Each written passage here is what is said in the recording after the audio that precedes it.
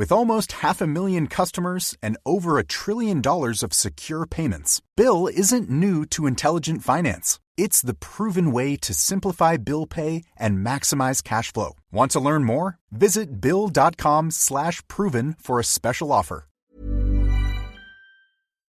This episode is brought to you by Amanitara, which is the leading importer and distributor of the Amanita muscaria, a legal and widely misunderstood psychoactive mushroom that's beginning to make waves across the United States.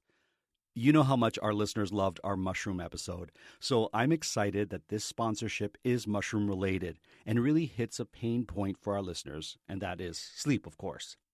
You might be thinking, what is Amanita muscaria? Well, Amanita muscaria is a legal but widely misunderstood mushroom with a long history of traditional use. Unlike psychedelic mushrooms, Amanita muscaria is most often used for nervous system regulation, relaxation, and sleep, not for intense or visionary experiences.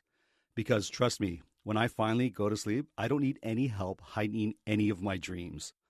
The thing that grabbed my attention is that Amanitara prioritizes education, harm reduction, ethical sourcing, and lab testing, and actively discourages the misuse or sensationalized claims of this mushroom.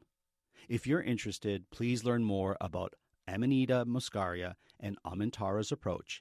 Visit amanitara.com, AMENTARA.com. I know that was fast, so I have it in our show notes so that you can have easy reference to it.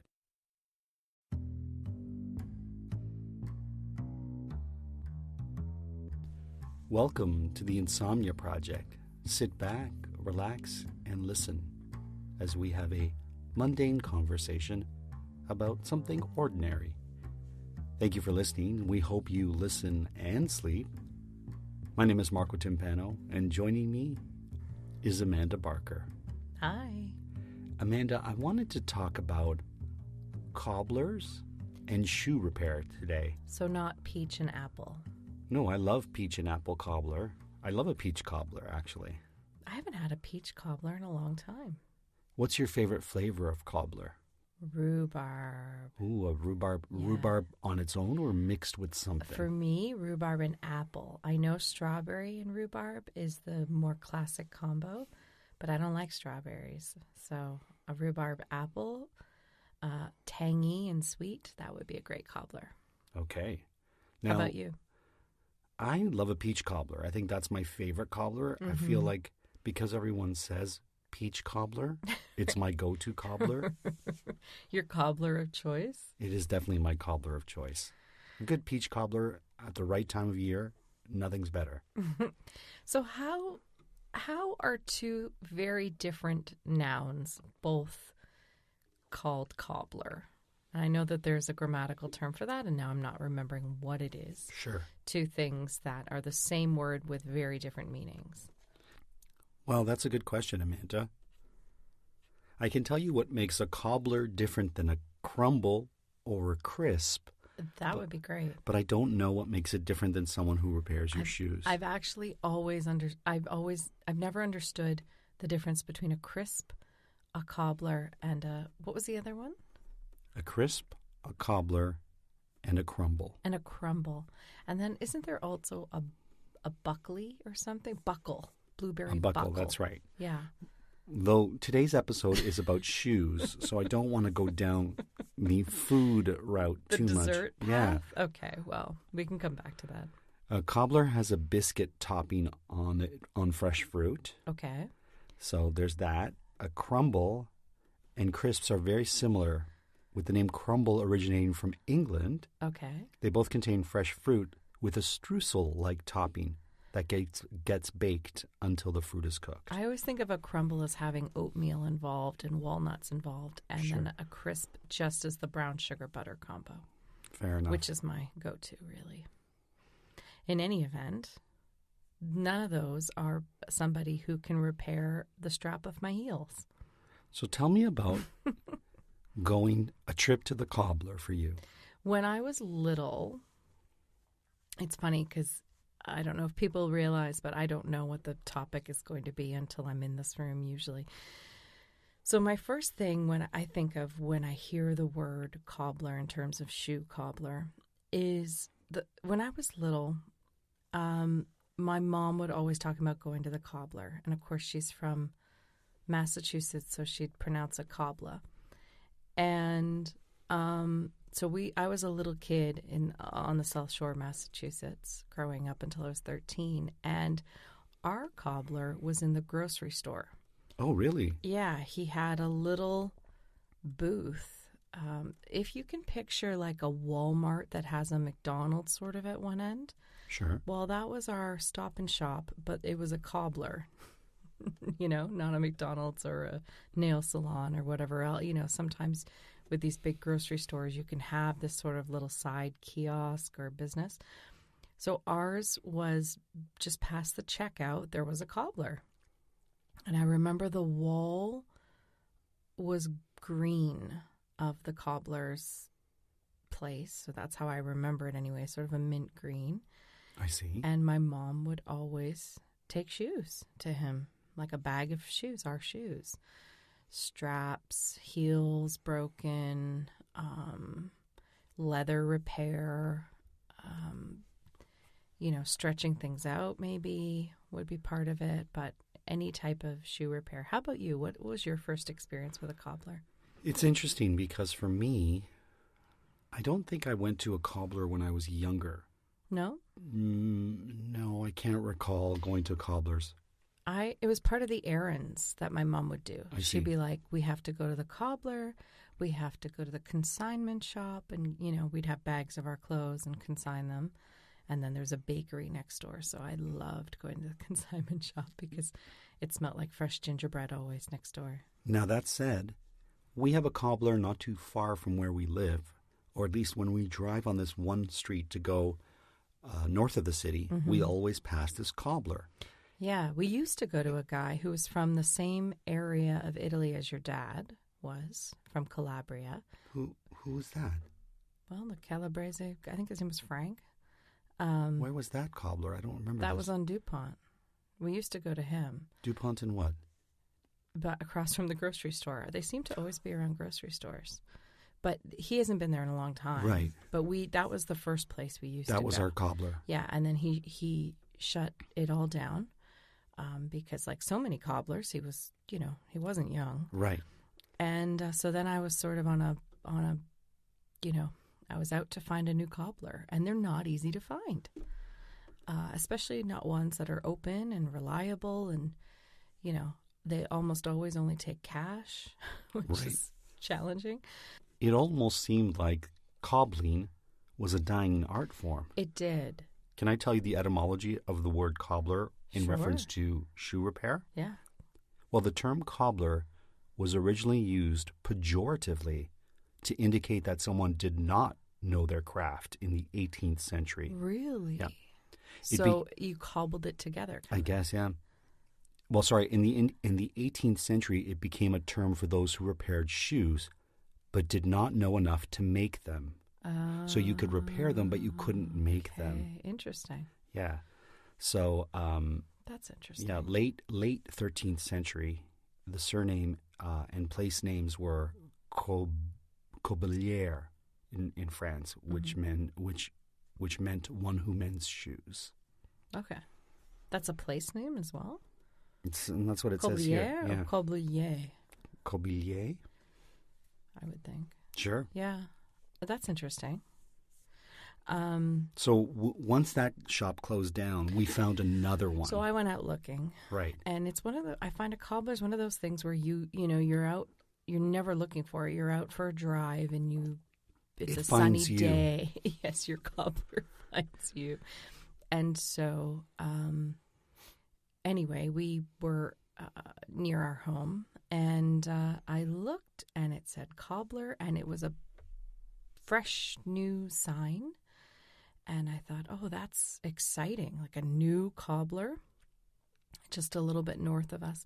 So and there was even parking next door, bonus. So we went next door, and I walked in, and a very lovely Persian man was there, And I was in the middle of reading Prisoner of Tehran, so I had a long talk with him about Iran and Sure. Persian culture, and it was really lovely. He was so lovely.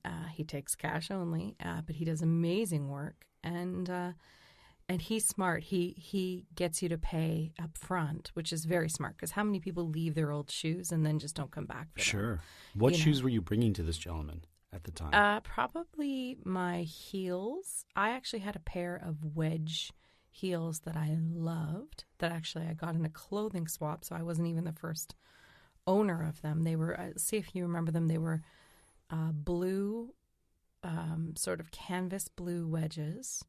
And how did I break the heels? Well, you and I were in Atlanta, and we went to the Coca-Cola factory. Museum. Yes, the Coca-Cola Museum, yes. Right. And I call it a factory because there is a massive room where you test something like over 100 different flavors of Coke. Yeah, Coke products. So from all over the world, right? Yeah. Anything citrusy, anything root beery, anything tangy, whatever. It doesn't matter. Everything they make, there's fountains like you'd see in any fast food chain, but they're all over. The walls are lined with them, and you can just go up and taste whatever. Well, that particular day, there was a problem with their cleaning systems or something, and the entire floor was sticky, like a sticky syrup from people, I guess, dripping the soda. There were so many of these fountain areas that you would put your cup there and fill up, and then you'd quickly remove the cup, drink it, and go to another fountain. So in that process of filling, taking, drinking, there was some splashes to be had. And now that we talk about it, it doesn't sound very hygienic, does it? Like it sounds, Anyway, so there was some problem with their cleaning. Anyway, the entire floor was just, imagine walking in a layer of like syrup. Sure. And so it was quite sticky, and people were remarking on it, but whatever. And it was so sticky that the bottom part of my wedge heels separated from the rest of the shoe. Like I went to walk, and the entire bottom part of the shoe was still on the floor, and I walked out of it. It was as if your shoe melded with the sticky floor and became more part of the floor than part of your foot. So I complained, and they gave me a pair of Coca-Cola flip-flops, which I think we still have somewhere. And so that's what I wore the rest of the day. And then I loved the shoes so much that instead of just, throwing them away, I needed a cobbler. So I took them to that Persian cobbler, and we've had a good relationship ever since. What is the typical reason you need to go to a cobbler? Is it heel-related, strap-related, width-related?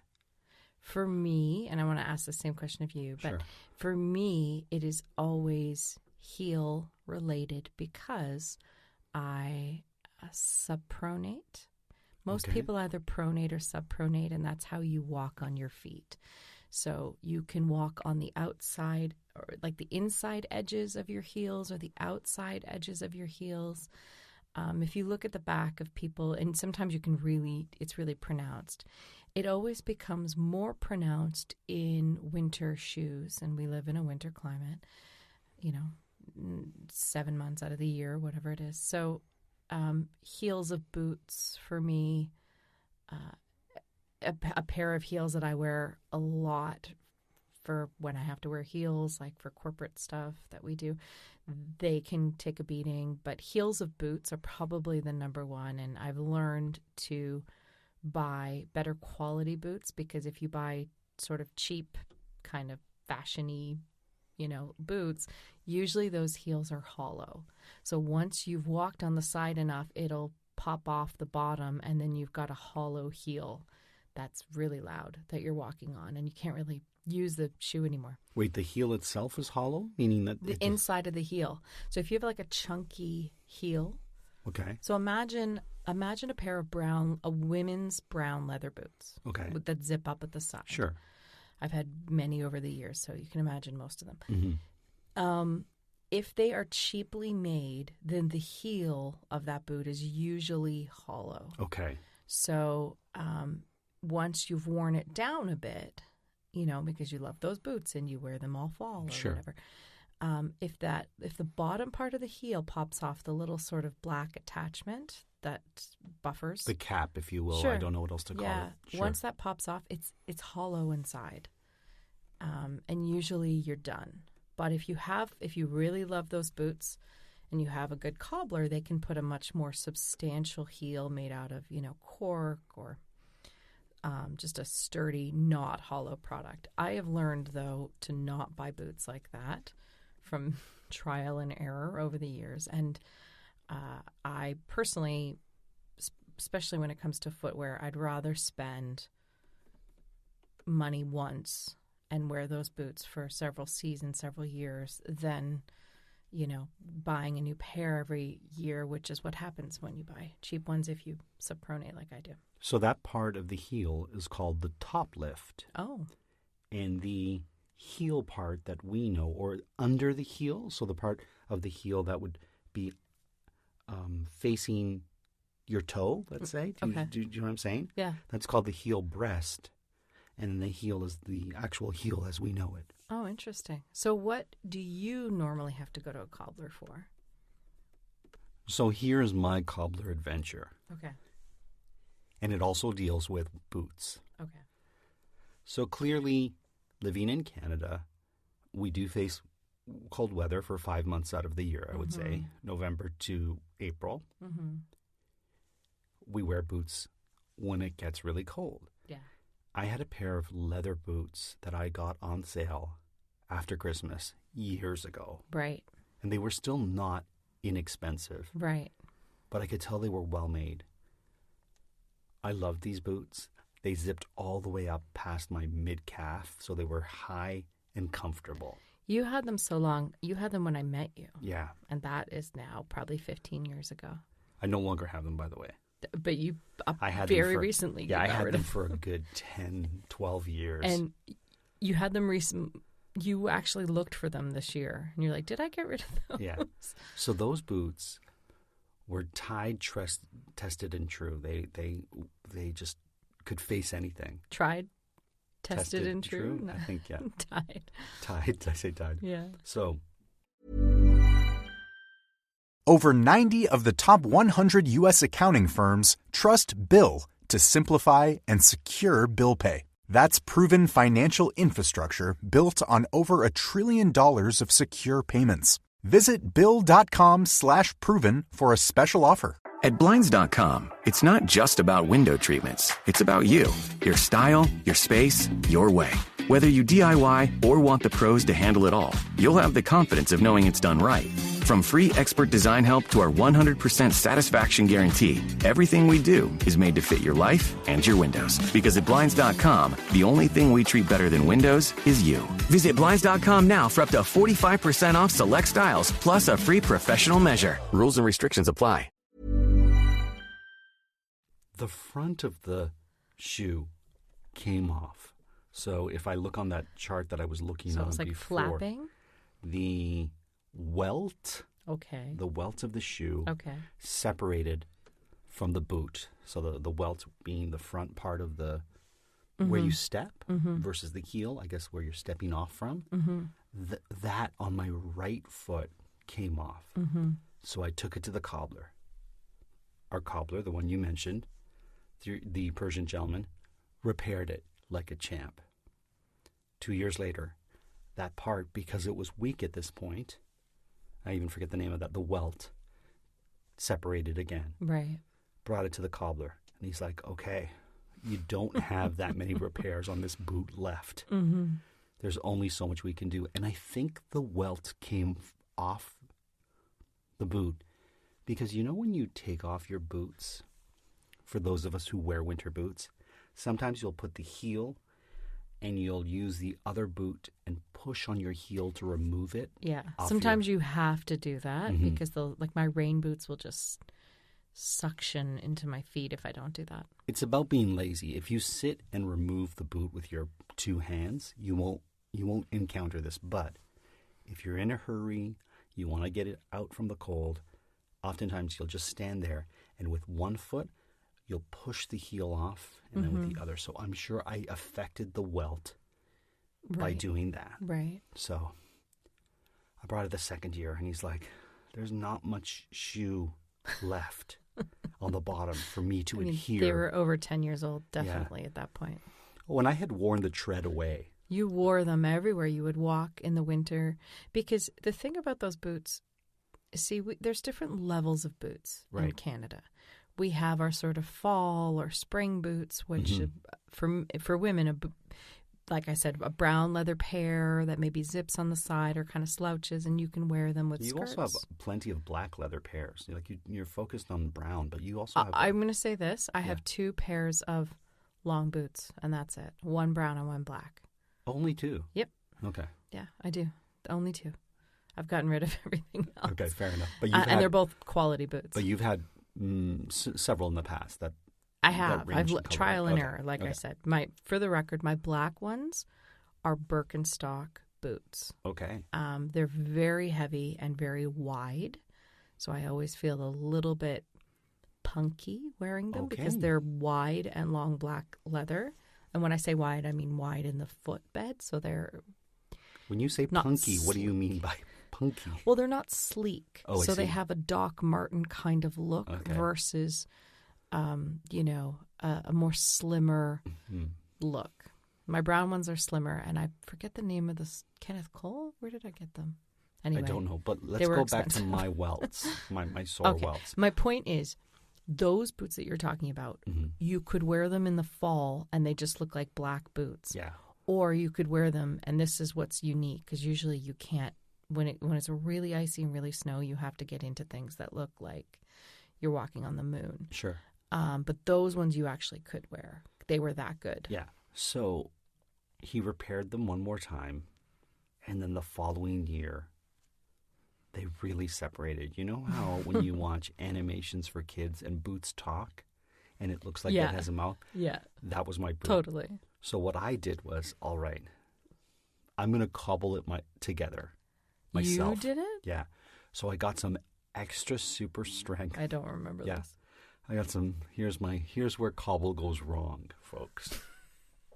I got some extra strength glue that's used when you're adhering things together on an industrial scale. Okay. So industrial glue that one would use if you're doing repair to concrete, let's say, or to something that requires great adhesion.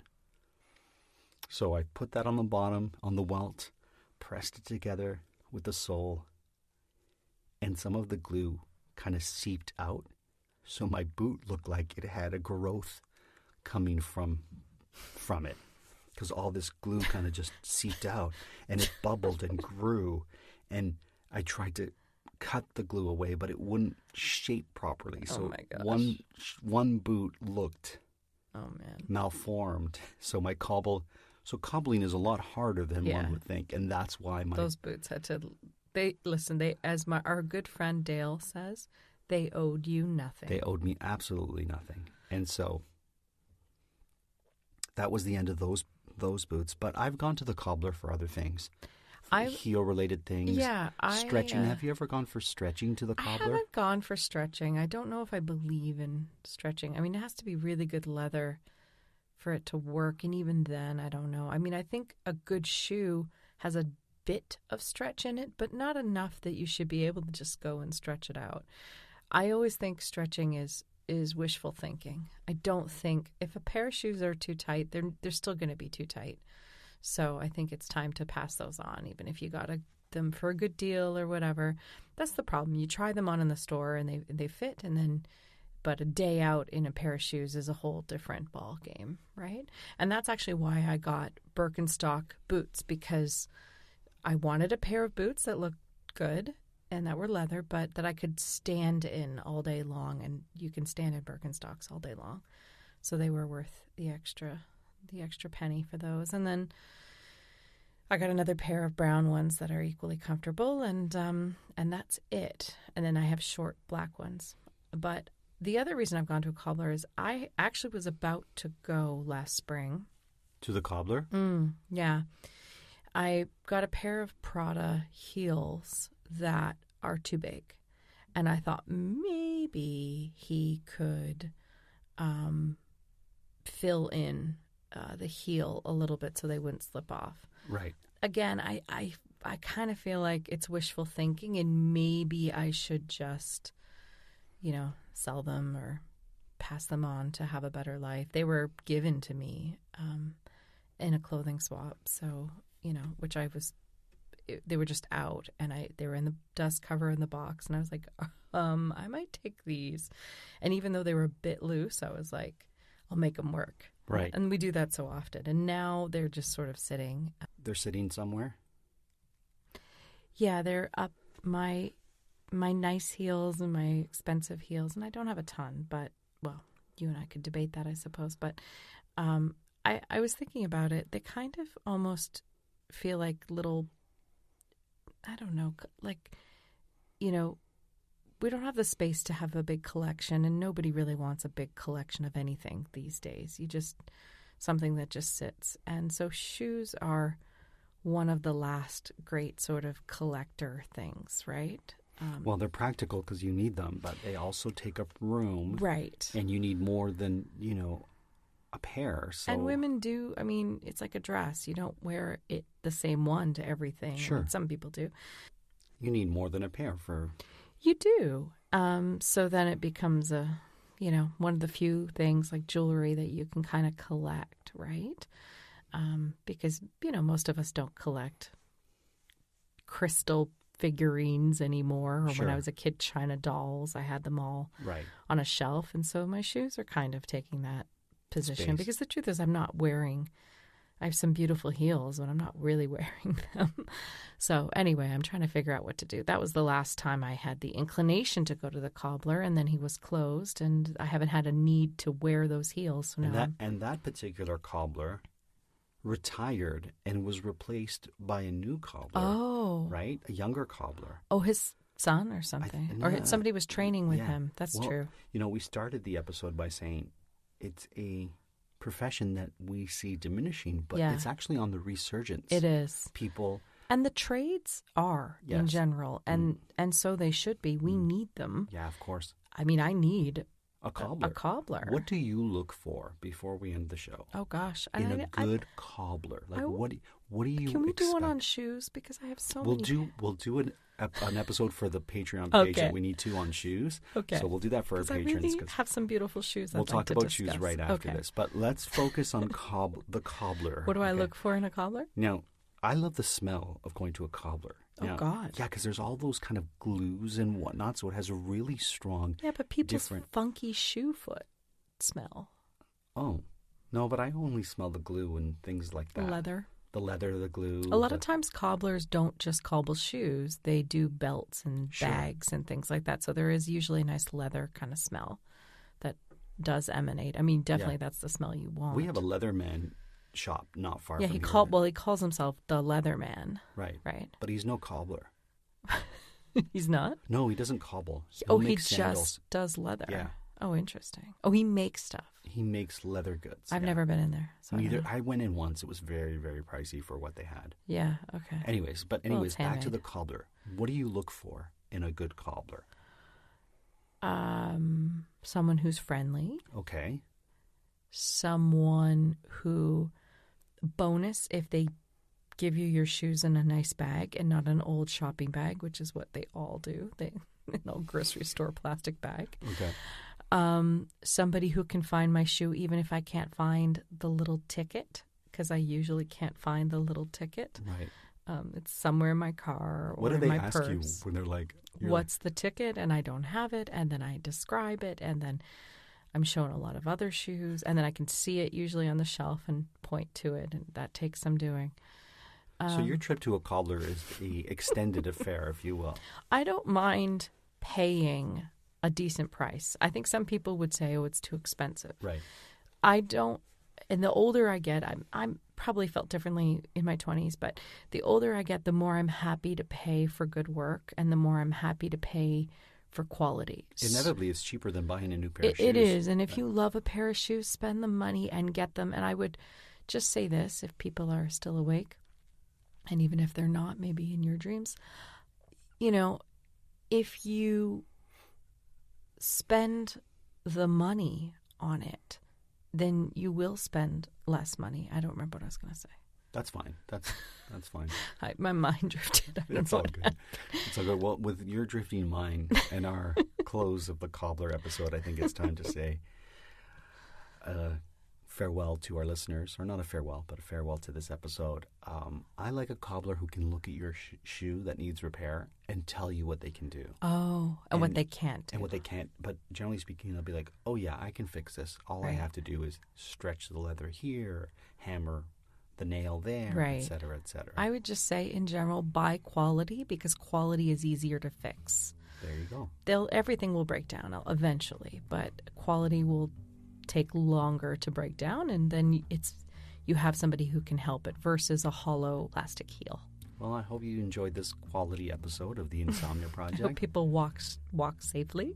And we hope you had the opportunity to listen and repair your shoes and then sleep.